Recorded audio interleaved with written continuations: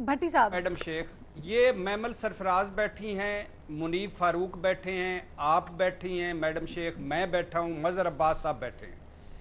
हम एक एक किराना की दुकान खोल लें और फिर ईमानदारी से चलाकर साल बाद इस रिपोर्ट कार्ड में अगर कह दे मैं कामयाब हूं तो मैं आपको जो इनाम कहें देने को तैयार हूं। दुरुस्त बात है। एक किराना स्टोर, सुभान अल्लाह, एक किराना स्टोर, सुभान अल्लाह, एक जो अच्छा ये शुगर, ये जो नवासा माफिया है, ये बेटी माफिया है, ये जो भाई माफिया है, ये जो जहांगीर तरीन साहब शुगर पेट्रोल माफिया है, ये सारे माफियाज को छोड़ें। चूंकि हम आइडियलिज्म की बात करते हैं, अवाम की बात करते हैं, इसलिए बात करनी पड़ती, वरना ग्राउंड रियलिटीज का मुझे भी पता है। बिलीव मी इस मुआशरे में इरशाद भट्टी रेड़ी लगा ले तो शाम तक वो जहन्नमी हो इस मजहब के हिसाब से, रिश्वत देगा भी और रिश्वत लेगा भी। पहली बात। दूसरी बात यह है कि बाकी माफियाज को छोड़े, वैगनों और बसों के अड्डों पर जो बारियां लगाने वाले हैं, टिकटें देने वाले हैं, हुकूमत उनको टैकल नहीं कर सकती। इतने भत्ते जा रहे होते हैं नीचे से ऊपर तक, इतनी बेगमात को चीजें पहुंच रही होती हैं, इतने वो उनके रूट्स लेवल मजबूत होते हैं, इतनी जड़ें मजबूत होती हैं। लेकिन चूंकि आपका रिपोर्ट कार्ड निकालना है, वक्त निकालना है, तो इसलिए ग्राउंड रियलिटी से हट के शुक्रिया इमरान खान साहब, सर हम आपने अपने कजन को भी हम निकाला। यहाँ पर बैठे इसीलिए हैं कि हम हकीकत पर अपनी बात करें। भट्टी साहब, ये जब आप स्टेटमेंट देते हैं ना, मैं इससे थोड़ा सा इख्तलाफ करूंगी। आप खुल के कहें आपने जो कहना है। वो हकीकत पर मबनी इसलिए नहीं हो सकता कि ना आपकी किराने की दुकान है ना मेरी है। जिस दिन मैं और आप दोनों लाइन में लगेंगे ना, उस दिन लग पता जाएगा। ये इसलिए ये निसाबी किताबी बातें ही हो सकती हैं। ना आपने बिजनेस किया ना मैंने किया। मेरी बात सुनिए, कभी जिंदगी में आपने अपनी, आप मेरी बात सुने, एक बात सुन लीजिए, एक बात सुन लीजिएगा मैडम शेख, अपनी ट्राली पर गन्ना डालकर शुगर मिल में जाएं और फिर 3-3 दिन उस ट्राली की साए के नीचे सोएं और फिर चाय मांग के पिए और फिर जब गन्ने का वजन कम हो फिर गन्ना देकर आए तो फिर हकीकत होती है। ये हमारी हकीकत पसंदी नहीं है। ना हर किसी की बैटल मुख्तलिफ होती है, माजरत के साथ हर किसी की बैटल मुख्तलिफ होती है, लेकिन इसका मतलब ये नहीं है कि जो उसने बैटल लड़ी है वो कुछ कम थी। हर किसी की अपनी स्ट्रगल्स होती है, वो करता है, लेकिन जीते हम भी इसी मुल्क में, हमें पता है क्या होता है क्या नहीं होता। तो प्लीज शुगर कोट नहीं किया करें चीजों को।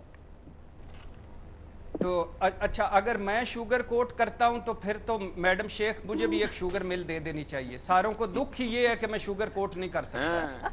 एक शुगर मिल फिर तो मेरी होनी चाहिए। एक हमारे से तो दुख ही ये है कि हम कुलाड़े मारते हैं, हथौड़े मारते हैं। दो पहलू हैं इस बात के और पहलू बचाकर नहीं गुजरते। हम तो बात करते हैं सच्ची सच्ची, जो दिल को लगती है वो गलत भी हो सकती है। अच्छा मैडम शेख, सवाल पे आए जल्दी जल्दी, क्योंकि आपने फिर मुझे दरमियान में टोक देना है। चलें। शुक्रिया इमरान खान साहब कि आपने अपने कजन माजिद खान को निकाला। आपने शुगर कमीशन रिपोर्ट आने के बाद जहांगीर तरीन साहब को निकाला। और शुक्रिया इमरान खान साहब, आप जब खेल रहे थे तो 150 साल तारीख बदली और न्यूट्रल इंपायर लाए। यह भी सच है कि जहांगीर तरीन साहब की कुर्बानियां क्या क्या हैं पंजाब हुकूमत और वफाकी हुकूमत में, यह कोई गिनने की बात नहीं है। अब ये छोड़ दें कि ये आजम खान और शाह महमूद कुरैशी वर्सेस जहांगीर तरीन की लड़ाई थी, जिसमें आजम खान ग्रुप और शाह महमूद कुरैशी जीत गए और जहांगीर तरीन हार गए। ये भी छोड़ दें कि जहांगीर तरीन बोझ बन चुके थे, उनसे वो काम ले लिया गया था, इनकी अब जरूरत नहीं थी। ये भी छोड़ दें कि इनकी पंजाब में मुदाखलत बढ़ती जा रही थी। ये भी छोड़ दें कि उनके बैकडोर राबते बहुत ज्यादा थे जिसकी इमरान खान साहब को खबर हो गई। ये भी छोड़ दें कि इमरान खान एक दो मरतबा उन्होंने इमरान खान साहब के खिलाफ बातें की और वो इमरान खान साहब तक पहुंच गई। ये भी छोड़ दें कि ना सिर्फ शुगर बल्कि और मामलात में भी जहांगीर तरीन साहब की इन्वॉल्वमेंट थी। ये भी छोड़ दें कि हाय हाय हाय हाय हाय हाय हाय, अब ये भी छोड़ दें कि वो बाहर क्यों चले गए और इस वक्त लंदन के बाहर हाइड हाउस में 12 एकड़ के हाइड हाउस में वो क्या कर रहे हैं, छोड़ दें ये सर। इमरान खान साहब, आटा गंदम शुगर निजी बिजली घर स्कैंडल्स आए, इसमें जहांगीर तरीन इन्वॉल्व हुए, आपने 1 मिनट नहीं लगाया। सलाम है आपको।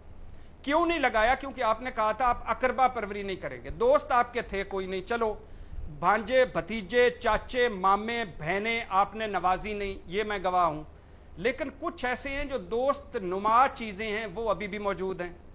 اچھا مگر یہ بھی چھوڑ دیں. اچھا اب یہ شوگر کمیشن میں ای سی سی اور وفاقی کابینہ کا بھی کردار تھا, ابھی تک اس پر کچھ نہیں ہوا. شوگر کمیشن میں رزاق داؤد, خسرو فیملی, اسد عمر, سائیں بزدار کا کردار تھا, اس میں کچھ نہیں ہوا. دوائیوں میں عامر کیانی صاحب کا کردار تھا, وہ پارٹی جنرل سیکرٹری بن گئے. آٹا گندم میں سائیں بزدار کا کردار تھا اور بہت سارے اپنے تھے. پٹرول بحران میں کئی اپنے تھے. اور میڈم شیخ اس سے پہلے کہ آپ کہیں کہ بھٹی صاحب میں نے آگے جانا ہے, آخری 2 باتیں سن لیجئے. رزاق داؤد, Nadeem Babar, Zulfi Bukhari, chairman utility stores, اور بہت سارے لیفٹ رائٹ ابھی موجود ہیں. عمران خان صاحب جی آئی ڈی سی کے وہ جو 400 ارب, رؤف کلاسرا صاحب, ارشد شریف, محمد مالک, یہ تھے اگلے ہمارے مین قوال. اس کے پیچھے ارشاد بھٹی جیسے ہم نوا قوال بھی تھے. لیکن بہرحال وہ بھی اللہ کا شکر ہے, وہ بھی جن لوگوں نے آپ سے وہ آرڈیننس جاری کروایا اور وہ جو مفت بنٹنے جا رہے تھے ان کو بھی سزا دینی ہے آپ نے. وہ جو 2-3 وزیروں کی اپنی کمپنیاں تھیں ان کو بھی آپ نے سزا دینی. اور تمباکو مافیا جو کے پی کے میں فائدہ اٹھا گیا, مجھے یقین ہے میرے کپتان, مجھے یقین ہے میرے قائد انقلاب کہ آپ ان سب کو جہانگیر ترین بناؤ گے. جہاں تک واپسی کا تعلق ہے, اس 5 سالہ حکومت میں مجھے جہانگیر ترین کی واپسی نہیں لگتی. بعد میں ممکن ہے واپسی ہو جائے مگر اب نہیں. ٹھیک ہے.